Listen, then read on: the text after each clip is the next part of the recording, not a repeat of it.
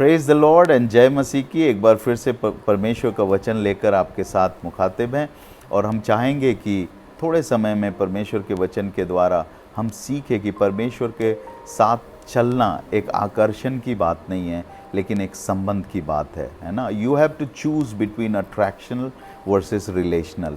क्योंकि बहुत बार ऐसा होता है कि हम लोगों को प्रलोभन देते हैं और लोगों को अच्छी चीज़ें दिखाते हैं कि यीशु मसीह के पास आओ और तुम्हें चंगाई मिलेगी, छुटकारा मिलेगी। एक बार प्रभु के पास आ जाओ, सब कुछ हो जाएगा, कोई नुकसान नहीं होगा, बिजनेस बढ़ जाएगा, बहुत बढ़िया हो जाएगा, सब बढ़िया हो जाएगा। एक बार प्रभु के पास आ जाओ।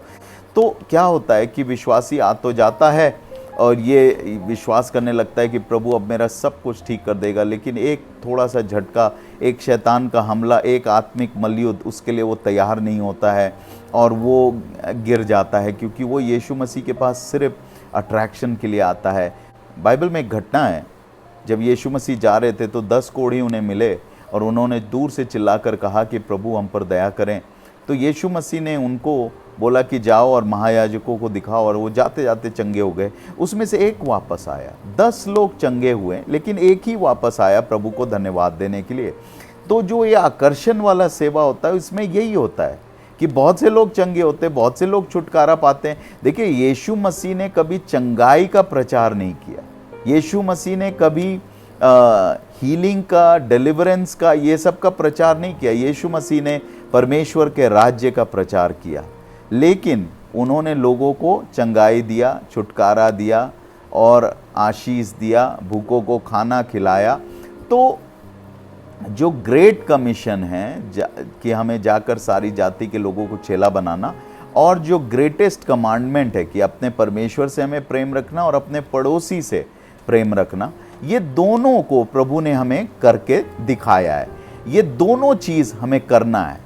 इसमें 3 आयाम है। एक है हमें परमेश्वर से प्यार करना है, दूसरा हमें पड़ोसी से प्यार करना है, और तीसरा हमें उन्हें चेला बनाना है। तो चेला बनाने का जो प्रक्रिया है एक संबंध का। जब यीशु मसीह को चेला बनाना था तो उसने क्या किया?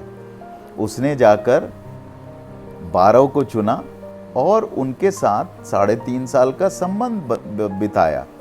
और जब वो इस दुनिया से चले गए तब भी उनको बोला कि I am always with you, मैं हमेशा सदैव तुम्हारे साथ हूँ। तो ये एक संबंध की बात है। चेला बनाना, प्रभु के चेले बनना एक संबंध की बात है। चेलों को ये कह के नहीं बुलाया था कि मेरे पीछे आओ और मैं तुम्हें बड़े बड़े बंगले दूंगा, बड़े बड़े अधिकारी बनाऊंगा, बड़े बड़े आशीषें दूंगा, लेकिन उसने ये बोला था मेरे पीछे आओ और मैं तुम्हें मनुष्यों को पकड़ने वाला बनाऊंगा। क्योंकि परमेश्वर के जब हम साथ चलते तो परमेश्वर हमें एक जिम्मेदारी देता है ना। हम कंज्यूमर नहीं बनते। आज चेला एक कंज्यूमर बन जाता है कि वो सिर्फ आता है कि कुछ पाना है, कुछ चाहिए, और कुछ प्रार्थना करवाना है, कुछ वचन सीखना है, सिर्फ उसे चाहिए। लेकिन प्रभु ने क्यों बुलाया था चेलों को कि मेरे पीछे आओ, मैं तुम्हें मनुष्यों के पकड़वाने वाला बनाऊंगा। तो हम क्या करते हैं?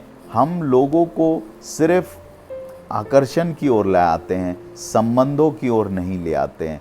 जिसका यीशु मसीह के साथ संबंध बन जाता है वो किसी भी परिस्थिति का सामना कर सकता है ना। 10 कोढ़ियों को ठीक किया, लेकिन एक ही वापस आया।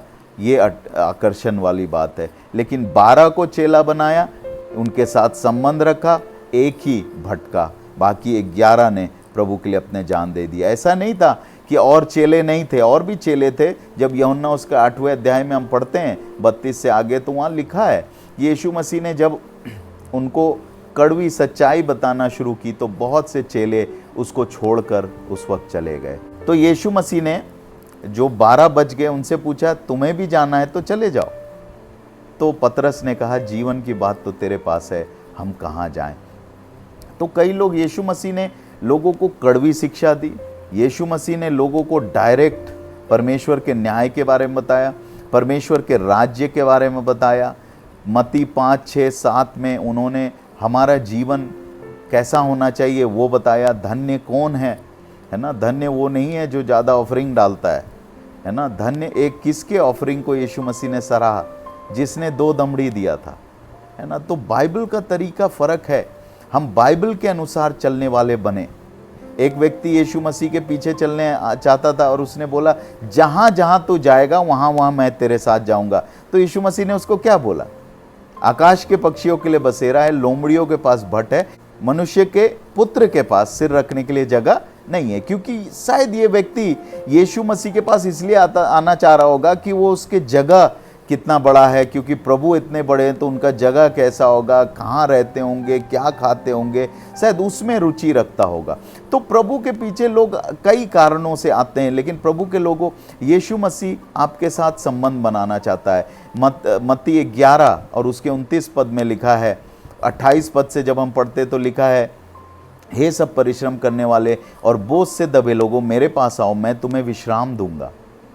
लेकिन 29 पद में लिखा है कि मेरा जुआ अपने ऊपर ले लो और मुझसे सीखो। तो यहाँ पर जो हम देखते हैं, जो पिक्चर दिखाया गया है वो एक बैल का है, जोड़ी बैल का होता है। जो पुराना बैल होता है उसके साथ ही नए बैल को जोड़ा जाता है योक में, जो उसके गर्दन पे रखते हैं, ताकि जहाँ जहाँ जो मैच्योर बैल है वो जाए, वहाँ वहाँ यंग वाला भी जाए और उससे सीखे। तो परमेश्वर के साथ हम जुड़ जाते हैं, संबंध में आ जाते हैं, और तब परमेश्वर के आशीष हमारे जीवन के लिए है। परमेश्वर की चीज़ें, परमेश्वर की बातें, ये हमारे लिए मुख्य बात है। और इसीलिए मत्ती 6 उसका 33 में लिखा है, पहले तुम उसके राज्य और धर्म की खोज करो तो ये सब वस्तुएं तुम्हें मिल जाएंगी। ये सब एड ऑन वाली चीज़ें हैं, मुख्य चीज़ें नहीं हैं।